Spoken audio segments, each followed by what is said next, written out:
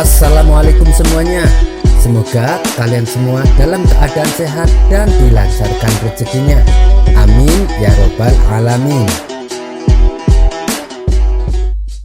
Dikisahkan Baginda Raja sedang mengalami kebingungan. Pasalnya ia belum juga menemukan sosok orang yang tepat untuk menjadi hakim istana. Meskipun sudah diadakan sayembara, tapi tak ada satupun peserta yang memenuhi persyaratan. Kenapa tidak Abu Nawas saja, Paduka? Saran penasehat istana. Dia tidak akan mau. Kalaupun diancam akan dihukum, pasti dia memilih untuk dihukum daripada jadi hakim, jawab Baginda Raja. Kalau begitu, tugaskan saja Abu Nawas untuk mencari calon hakim istana, ujar sang penasehat. Benar juga katamu. Baiklah, cepat panggil Abu Nawas kemari, perintah Baginda Raja. Maka berangkatlah beberapa utusan istana menemui Abu Nawas di rumahnya. Tuan Abu, Anda diperintah Paduka untuk menghadapnya sekarang, kata mereka. Awalnya Abu Nawas mengira dirinya dipanggil untuk dijadikan hakim. Bilang saja sama Paduka, aku tidak mau datang, jelas Abu Nawas. Tenang Tuan Abu, tujuan Baginda menyuruh Tuan Abu menghadap hanya untuk meminta saran, tutur mereka. Saran? Saran apa? Tanya Abu Nawas. Mengenai sosok yang pantas jadi hakim, dan Tuan Abu diperintah untuk mencari orangnya, jawab mereka. Ya sudah, kalian pulang saja dulu, nanti aku akan menyusul sekalian membawakan orangnya, balas Abu Nawas. Singkat cerita, datanglah Abu Nawas ke istana bersama orang yang akan dijadikan hakim.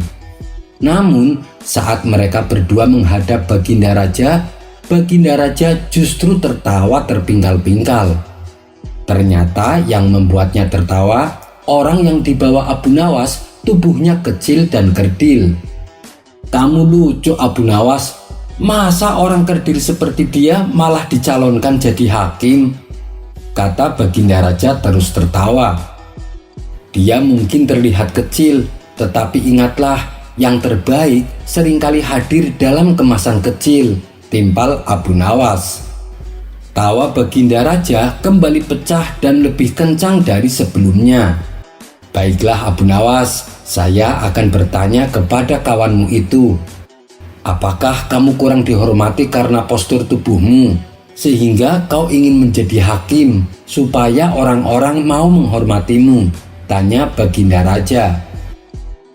Sebenarnya tidak Paduka, saya pikir itu justru sangat menguntungkan, karena saya bisa lebih dekat dengan rakyat tanpa harus menundukkan kepala, jawab kawan Abu Nawas.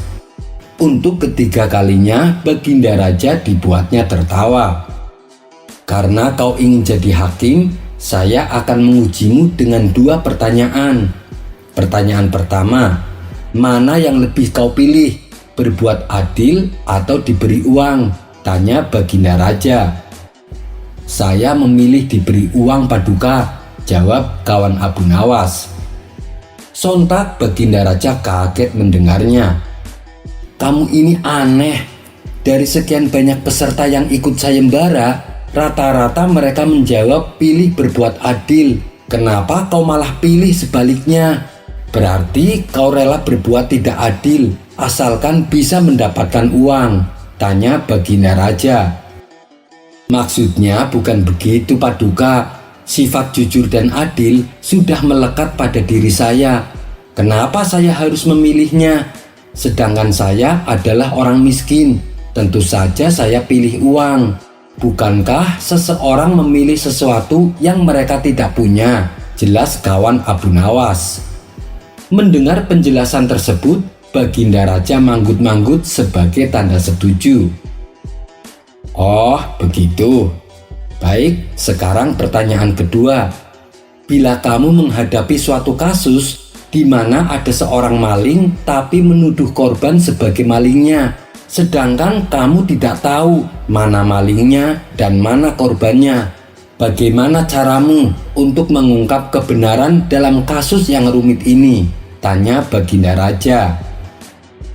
"Itu mudah saja, Paduka. Suruh mereka berdua memasuki rumah kosong. Setelah mereka berdua masuk ke dalamnya, kita teriakin, 'Pencuri, pencuri!' Nah, salah satu dari mereka pasti akan berlari keluar. Dan sudah dipastikan dialah pencurinya yang asli. Karena seorang pencuri pasti punya insting untuk segera berlari keluar manakala mendengar teriakan tersebut," terang kawan Abu Nawas. Baginda Raja pun tersenyum puas dengan jawaban kawan Abu Nawas itu. Dan kemudian Baginda Raja mengangkatnya sebagai hakim istana yang baru. "Ternyata pilihanmu tidak salah, Abu Nawas," puji Baginda Raja kepada Abu Nawas. Baginda Raja yang awalnya meremehkan postur badannya akhirnya menyadari bahwa kebijaksanaan tidak terbatas pada ukuran tubuh. Kisah selanjutnya adalah Abu Nawas berdebat dengan ulama fikih. Pada suatu hari, Baginda Raja mengundang ulama yang bernama Syekh Faqih dengan tujuan untuk diajaknya berdiskusi mengenai pengetahuan agama. Ketika sang ulama fikih menunjukkan kepintarannya, Baginda Raja sangat terkesima. Dan tiba-tiba terlintas di benaknya akan sebuah ide yang konyol. "Engkau sungguh pintar, wahai Syekh. Tapi apakah kau berani debat dengan Abu Nawas?" tanya Baginda Raja. "Kalau debatnya tentang hukum agama, saya siap, Paduka," jawab Syekh Faqih. Maka dipanggillah Abu Nawas dan singkat cerita sampailah ia di istana. "Wahai Abu Nawas, aku ingin kau berdebat dengan Syekh Faqih tentang pengetahuan agama. Apakah kau siap?" kata Baginda Raja. "Ampun, Paduka yang mulia. Tapi ilmu agama bukanlah untuk perdebatan, melainkan sebagai petunjuk manusia agar berjalan di atas kebenaran," jawab Abu Nawas. "Iya, saya tahu, tapi tujuanku agar pengetahuan agama saya semakin bertambah," balas Baginda Raja. Sebenarnya Abu Nawas enggan memenuhi permintaan sang raja. Apalagi kalau harus berdebat dengan Syekh Faqih, seorang ulama fikih yang sangat ia hormati. Tetapi karena Baginda Raja terus-terusan mendesaknya, Abu Nawas pun tak kuasa untuk menolak. Kemudian Baginda Raja membuat peraturan bahwa acara debat kali ini soal yang akan diajukan dari Baginda Raja, dan masing-masing harus menjawabnya dengan jawaban yang berbeda. Baiklah, kita mulai dengan pertanyaan pertama.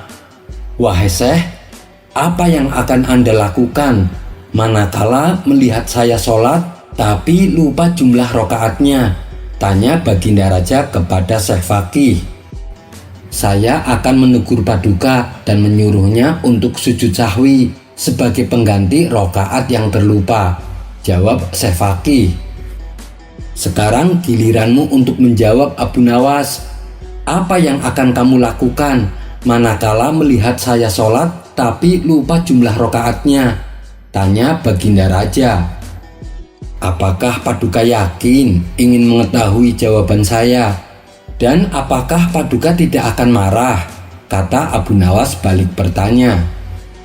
"Tentu saja saya yakin, Abu Nawas. Dan kenapa pula saya harus marah?" timpal Baginda Raja. "Baik, untuk menjawab pertanyaan tersebut, saya butuh sebuah tongkat kayu," balas Abu Nawas. "Untuk apa?" tanya Baginda Raja heran. "Untuk mempraktekkan jawaban saya, Paduka," jawab Abu Nawas. Kemudian Baginda Raja perintahkan pelayan istana membawakan tongkat kayu sesuai dengan permintaan Abu Nawas. Awalnya Baginda Raja mengira bahwa jawaban yang akan Abu Nawas tunjukkan sebuah jawaban yang unik dan menarik. Tapi tiba-tiba kepala Baginda Raja dipukul pakai tongkat oleh Abu Nawas. Sontak Baginda Raja teriak kesakitan. "Kurang ajar kau, Abu Nawas. "Apa maksud perbuatanmu?" bentak Baginda Raja. "Ini jawaban saya atas pertanyaan Paduka," kata Abu Nawas. "Maksudmu?" kata Baginda Raja bertambah emosi. "Begini Paduka, saat Paduka menemui tamu seorang raja, apakah Paduka pernah lupa tidak pakai baju?" tanya Abu Nawas. "Tidak pernah," jawab Baginda Raja. "Saat Paduka menemui tamu seorang raja, apakah Paduka pernah lupa di mana letak ruang tamu istana?" tanya Abu Nawas kembali. "Itu juga tidak pernah," jawab Baginda Raja. "Menghadap sesama manusia saja, Paduka tidak pernah lupa apa dan bagaimana yang akan Paduka lakukan. Tapi kepada Tuhan yang menciptakan Paduka, kenapa Paduka sampai lupa jumlah rakaatnya? Bukankah itu sangat keterlaluan? Sedangkan Paduka masih gagah dan perkasa, dan usia Paduka juga belum tua dan pikun. Dan jawaban yang pantas adalah memukulnya pakai tongkat," jelas Abu Nawas. Mendengar penjelasan tersebut, Baginda Raja pun hanya terdiam. "Tapi kan tidak harus dipukul Abu Nawas, bisa dengan cara santun," ujar Baginda Raja. "Wahai Paduka, seumpama saya lupa dengan jawaban atas pertanyaan Paduka, apa yang akan Paduka lakukan?" tanya Abu Nawas. "Tentu saja aku akan menghukum kamu, karena kau tidak bisa menjawabnya," balas Baginda Raja. "Nah, itulah perumpamaan atas jawaban saya Paduka. Tak perlu menegurnya dengan santun, langsung saja pukul pakai tongkat," timpal Abu Nawas tak mau kalah. Karena dirasa percuma mendebat Abu Nawas, Baginda Raja lalu meneruskan dengan pertanyaan kedua. "Wahai Syekh, apa hukumnya meninggalkan sholat fardu?" tanya Baginda Raja kepada Syekh Fakih. "Tentu saja itu berdosa Paduka dan akan masuk neraka," jawab Syekh Fakih. Dan kali ini Baginda Raja membuat pertanyaan jebakan supaya bisa membalas perlakuan Abu Nawas.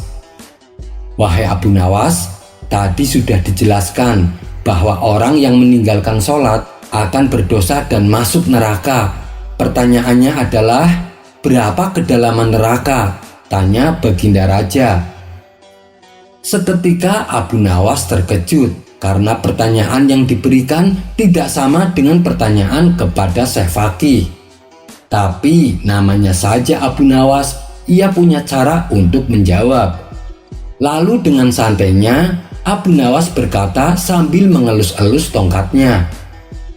"Paduka yakin ingin mendengar jawaban saya?" tanya Abu Nawas. Mendapat gertakan tersebut, Baginda Raja menjadi was-was. Jangan-jangan kejadian barusan akan berulang. "Tidak jadi Abu Nawas, kita sudahi saja pertemuan ini," ujar Baginda Raja. Syekh Fakih pun lalu dipersilahkan untuk pulang. Dan setelah Syekh Fakih berlalu, Abu Nawas juga ikut berpamitan. Tapi tiba-tiba Baginda Raja mencegahnya. "Tunggu Abu Nawas, aku masih penasaran.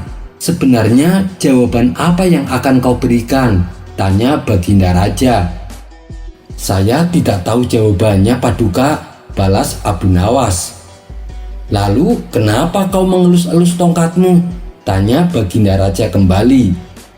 "Saya bersiap-siap untuk memukul kepala saya sendiri Paduka, karena saya tidak tahu berapa kedalaman neraka," jawab Abu Nawas. "Sialan kamu Abu Nawas, ternyata aku tertipu dengan gertakanmu," ujar Baginda Raja kecewa. Dengan tertawa terkekeh-kekeh, Abu Nawas pun pergi meninggalkan istana. Kisah selanjutnya. Dikisahkan ada seorang sufi yang bernama Abu Abdillah Al-Qolanisi sedang melakukan pengembaraannya. Suatu hari dalam suatu perjalanannya ke suatu daerah, Abu Abdillah Al-Qolanisi naik perahu bersama kawan-kawannya. Namun naasnya perahu yang mereka tumpangi diterpa angin besar. Seluruh orang dalam perahu itu pun heboh dan khawatir. Agar diberikan keselamatan, mereka semua bernazar kepada Allah dengan nazar yang beraneka ragam. Ada yang bernazar apabila diberikan keselamatan, ia akan menyedekahkan sebagian hartanya kepada fakir miskin. Ada pula yang bernazar akan menyedekahkan semua hewan ternaknya. Sedangkan saat itu Al-Qalanisi belum mengatakan dan menyebutkan nazarnya. Orang-orang yang ada di sana pun memintanya untuk segera bernazar. Namun Al-Qalanisi bingung mau bernazar apa. "Hai Al-Qalanisi, kami semua sudah bernazar kepada Allah, manakala kelak Allah akan menyelamatkan kita. Sekarang tinggal kamu yang belum. Maka segeralah bernazar," perintah mereka kepada Al-Qalanisi. "Tapi aku tidak memiliki harta sama sekali. Lalu aku harus bernazar pakai apa?" jawab Al-Qalanisi bingung. "Terserah kamu, yang penting kamu harus segera bernazar," desak mereka. Karena kebingungan, akhirnya Al-Qalanisi bernazar sekenanya. "Baiklah, aku akan bernazar. Bila aku selamat, aku tidak akan makan daging gajah," kata Al-Qalanisi. Mendengar nazar yang aneh itu, orang-orang pun menjadi heran. Mereka lalu berkata, "Nazar macam apa itu? Mana ada orang yang akan makan daging gajah?" ujar mereka. "Entahlah, saya juga tidak tahu, tapi begitulah yang terbesit di hatiku. Allah telah menuntunku untuk mengucapkannya," jawab Al-Qalanisi. "Ya sudah, yang penting kamu sudah bernazar," sahut mereka. Tidak lama kemudian, perahu yang mereka tumpangi terseret ombak dan terdampar di suatu pulau yang tak berpenghuni.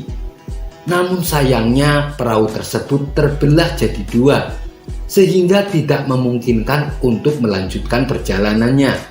Akhirnya mereka terpaksa menetap di pulau itu. Setelah beberapa hari mereka menetap di sana, rasa lapar mulai menghinggap. Mereka terpaksa makan seadanya, yaitu hanya makan buah-buahan dan dedaunan untuk menghilangkan rasa laparnya. Karena bekal makanan yang mereka bawa hilang bersama ombak yang menerpanya. Suatu ketika saat mereka sedang duduk-duduk bersama, tiba-tiba di hadapan mereka lewat seekor anak gajah. Melihat itu, mereka sangat kegirangan. Tak perlu menunggu lama, si anak gajah pun segera diburu. Setelah anak gajah tertangkap, mereka segera menyembelihnya untuk dijadikan santapan. Tak lupa mereka juga menawari Al-Qalanisi, akan tetapi ia menolaknya. "Bukankah kalian tahu bahwa nazarku tidak akan makan daging gajah?" kata Al-Qalanisi menjelaskan. Namun mereka tetap memaksanya.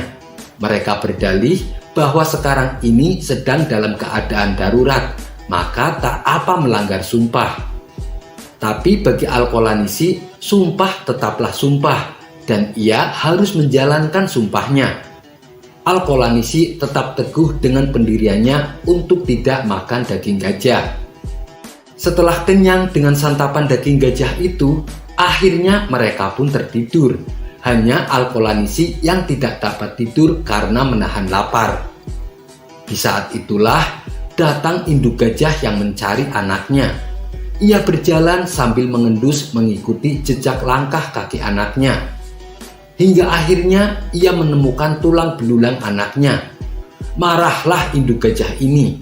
Ia pun kembali mengendus untuk mencari siapa pelakunya. Sang induk gajah mulai mendekati kawan-kawan Al-Qalanisi yang sedang tertidur lelap. Ia terus mengendus satu persatu dari mereka. Ketika sang gajah menemukan bau daging, ia pun menginjak orang itu dengan kakinya hingga orang itu meninggal dunia. Begitu seterusnya. Ia endus, dan jika bau daging anaknya, maka ia injak orang itu hingga mati. Mereka semua pun akhirnya meninggal dunia. Al-Qalanisi yang melihat hal itu menjadi ketakutan. Apalagi saat induk gajah mulai mengendus dirinya. Ia hanya bisa pasrah dengan meminta perlindungan kepada Allah. Akhirnya pertolongan Allah pun datang. Sang gajah tidak mencium bau daging anaknya pada diri Al-Qalanisi karena ia memang tidak ikut memakannya. Tiba-tiba gajah itu memberikan isyarat kepada Al-Qalanisi agar ia berkenan naik ke punggungnya. Awalnya Al-Qalanisi menolak, namun gajah itu pun terus menawarinya agar naik. Ia pun akhirnya naik juga. Gajah itu membawanya pergi dengan berlari yang sangat cepat. Hingga pada suatu malam, mereka berdua tiba di suatu tempat pemukiman penduduk. Sang gajah lalu berhenti dan menekuk kakinya. Ia memberi isyarat kepada Al-Qalanisi supaya turun. Kemudian sang gajah pun pergi entah kemana. Ketika pagi tiba, masyarakat mengerumuni Al-Qalanisi yang terlihat kebingungan. Mereka lalu membawanya ke hadapan raja. Lewat lidah penerjemah, Al-Qalanisi mengatakan kepada raja tentang apa saja yang ia alami bersama kawan-kawannya yang telah mati. "Apakah kamu tahu berapa jauh perjalanan yang kamu tempuh semalam itu?" tanya sang raja. "Saya tidak tahu, Tuan," jawab Al-Qalanisi. Sang raja pun kemudian mengatakan bahwa perjalanan yang ia tempuh itu adalah sejauh perjalanan 8 hari. "Tapi gajah itu membawamu hanya dalam semalam," gumam sang raja. Al-Qalanisi kemudian dipersilahkan tinggal bersama mereka sampai ia kembali ke daerah asalnya. Demikianlah kisah ulama sufi yang selamat dari injakan gajah berkat menepati nazarnya. Kisah ini terdapat dalam kitab Hilyah Al-Auliya wa Tabaqat Al-Ashifa, karya daripada Abu Naim Ahmad bin Abdillah Al-Asfahani. Wallahu a'lam bishawab. Kisah selanjutnya. Dikisahkan Abu Nawas sering pergi ke suatu kota untuk tujuan berdagang. Di kota tersebut, Abu Nawas selalu mampir ke warung makan langganannya. Suatu ketika, Abu Nawas baru saja tiba di kota itu. Seperti biasa, ia terlebih dahulu mampir ke warung makan langganannya. "Kawan, saya pesan 1 porsi ayam dan 2 butir telur. Tapi bayarnya kalau dagangan saya terjual habis. Boleh tidak?" tanya Abu Nawas. "Oh, silahkan Abu Nawas. Kamu kan langganan di warung kami. Tentu saja boleh," jawab pemilik warung. Ketika Abu Nawas selesai makan, ia pun lalu pergi untuk menjualkan dagangannya. Setelah 3 bulan berlalu, dagangan Abu Nawas terjual habis. Kemudian Abu Nawas mendatangi kembali warung makan langganannya. "Bagaimana Abu Nawas? Apakah dagangannya laris?" tanya pemilik warung. "Alhamdulillah kawan, dagangan saya laku semuanya." "Oh iya kawan, saya pesan makanan seperti dulu, 1 porsi ayam dan 2 butir telur," ucap Abu Nawas. "Baik Abu Nawas, kami akan langsung menyajikannya." Setelah Abu Nawas selesai makan, ia pun berkata, "Saya minta total tagihannya. Jangan lupa ya, digabung dengan tagihan 3 bulan lalu." Si pemilik warung segera menghitung totalnya dan memberikan secari kertas. "Ini semua total tagihannya Abu Nawas, cukup 200 dirham saja," kata si pemilik warung. Abu Nawas langsung terkejut mendengar jumlah yang harus dibayarnya. "Apa? 200 dirham? Hanya untuk 2 porsi ayam dan 4 butir telur, kau bilang cukup 200 dirham? Kamu mau memerah saya ya?" tanya Abu Nawas emosi. "Sabar dulu Abu Nawas, jangan emosi begitu. Harga ini sudah cukup murah. Coba kau pikir, ayam yang kau makan sejak 3 bulan lalu, apabila setiap harinya dia bertelur, maka tentu akan menghasilkan ayam-ayam yang banyak. Bila dijual, totalnya bisa sampai ribuan dirham. Tapi saya memintamu hanya membayar cukup 200 dirham, kata si pemilik warung menjelaskan. "Ini tidak adil. Bagaimana kau bisa yakin satu ayam akan menghasilkan beberapa ayam? Ini hanya akal-akalanmu saja," ujar Abu Nawas. Mendengar perkataan Abu Nawas, si pemilik warung pun menjadi marah dan terjadilah perdebatan sengit antara mereka berdua. Kita harus menyelesaikan masalah ini. Kita temui Tuan Hakim saja. Apakah kau keberatan? Tanya si pemilik warung. Aku tidak takut. Ayo kita ke tempat Tuan Hakim, tantang Abu Nawas. Ketika keduanya pergi menemui Hakim, ternyata Tuan Hakim berpihak kepada si pemilik warung. Rupanya Tuan Hakim akan dijanjikan kiriman makanan lezat oleh si pemilik warung. Lalu Hakim bertanya kepada Abu Nawas, apakah kalian berdua menyepakati harga sejak 3 bulan lalu? Tidak Tuan Hakim, jawab Abu Nawas. Kalau begitu mungkin saja dalam jangka waktu 3 bulan ayam yang kamu makan akan menghasilkan ratusan telur dan ayam, tutur Tuan Hakim. Iya, itu mungkin saja, tapi kalau ayamnya hidup, sedangkan ayam yang aku makan sudah mati dan dimasak, balas Abu Nawas. Namun pendapat Abu Nawas tidak dihiraukan oleh Tuan Hakim karena ia cenderung memihak kepada si pemilik warung. Saya minta kasus ini ditangguhkan sampai besok pagi karena waktu sudah menjelang sore, pinta Abu Nawas.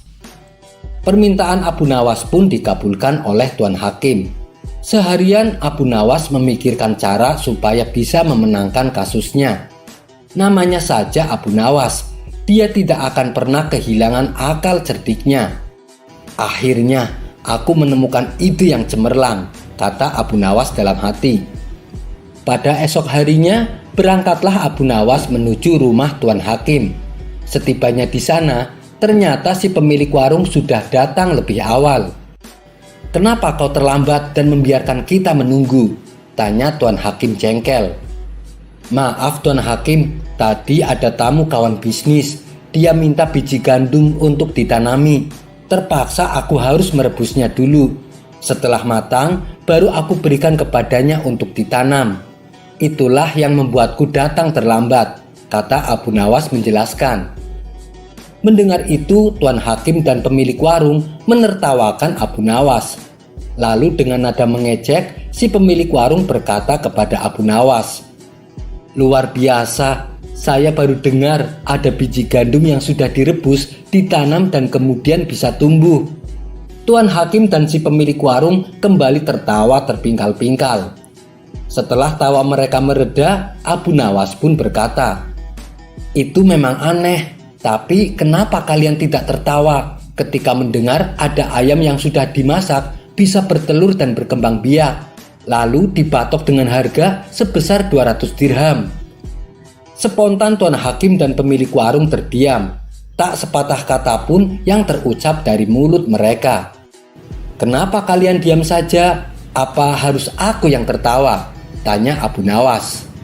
Wajah mereka berdua mendadak langsung pucat. Setelah terdiam agak lama, Abu Nawas pun lalu pergi meninggalkan mereka. Akhirnya Abu Nawas berhasil lolos dari siasat licik si pemilik warung. Sekian dulu perjumpaan kita kali ini. Sampai bertemu lagi di kisah selanjutnya. Terima kasih yang sudah subscribe dan setia menonton channel ini. Wassalamualaikum warahmatullahi wabarakatuh.